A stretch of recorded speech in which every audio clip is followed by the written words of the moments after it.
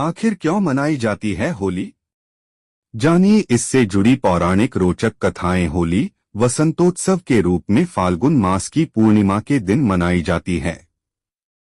यह दिन सतयुग में विष्णु भक्ति का प्रतिफल के रूप में सबसे अधिक महत्वपूर्ण दिनों में से माना जाता है।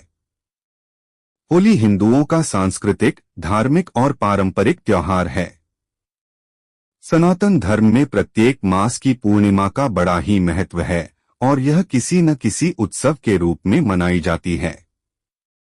उत्सव के इसी क्रम में होली वसंतोत्सव के रूप में फाल्गुन मास की पूर्णिमा के दिन मनाई जाती है। यह दिन सतयुग में विष्णु भक्ति का प्रतिफल के रूप में सबसे अधिक महत्वपूर्ण दिनों में से माना जाता है। भक्त प्रहलाद से जुड़ी है कथा। हिंदू धर्म के अनुसार होलिका दहन मुख्य रूप से भक्त प्रहलाद की याद में किया जाता है। भक्त प्रहलाद राक्षस कुल में जन्मे थे, परंतु वे भगवान नारायण के अनन्य भक्त थे। उनके पिता हिरण्यकश्यप को उनकी ईश्वर भक्ति अच्छी नहीं लगती थी, इसलिए हिरण्यकश्यप ने प्रहलाद को अनेकों प्रकार के जघन्य कष्ट दिए।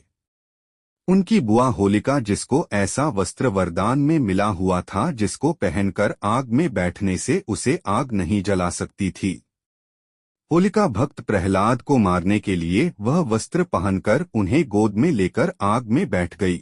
भक्त प्रहलाद की विष्णु भक्ति के फलस्वरूप होलिका जल गई और प्रहलाद का बाल भी बांका नहीं हुआ। शक्ति पर भक्ति की जीत की खुशी में यह पर्व मनाया जाने लगा।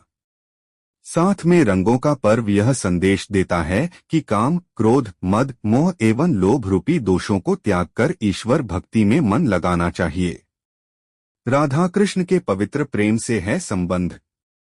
होली का त्योहार राधा कृष्ण के पवित्र प्रेम से भी जुड़ा हुआ है। पौराणिक समय में श्री कृष्ण और राधा की बरसाने की होली के साथ ही होली के उत्सव की शुरुआत हुई। आज भी बरसाने और नंदगांव की लट्ठमार होली विश्व विख्यात है। कामदेव की तपस्या। शिव पुराण के अनुसार हिमालय की पुत्री पार्वती शिव से विवाह हेतु कठोर तपस्या कर रही थीं और शिव भी तपस्या में लीन थे। इंद्र का भी शिव पार्वती विवाह में स्वार्थ छिपा था कि ताड़कासुर का वध शिव पार्वती के पुत्र द्वारा होना था। इसी वजह से इंद्र आदि देवताओं ने कामदेव को शिवजी की तपस्या भंग करने भेजा। भगवान शिव की समाधि को भंग करने के लिए कामदेव ने शिव पर अपने पुष्प बाण से प्रहार किया था। उस बाण से शिव के मन में प्रेम और काम का संचार होने के कारण उनकी समाधि भंग हो गई। इससे क्रुद्ध होकर शिवजी ने अपना तीसरा नेत्र खोल कामदेव को भस्म कर दिया। शिवजी की तपस्या भंग होने के बाद देवताओं ने शिवजी को पार्वती से विवाह के लिए राजी कर लिया। कामदेव की पत्नी रति को अपने पति के पुनर्जीवन का वरदान और शिवजी का पार्वती से विवाह का प्रस्ताव स्वीकार करने की खुशी में देवताओं ने इस दिन को उत्सव की तरह मनाया। यह दिन फाल्गुन पूर्णिमा का ही दिन था। इस प्रसंग के आधार पर काम की भावना को प्रतीकात्मक रूप से जलाकर सच्चे प्रेम की विजय का उत्सव मनाया जाता है।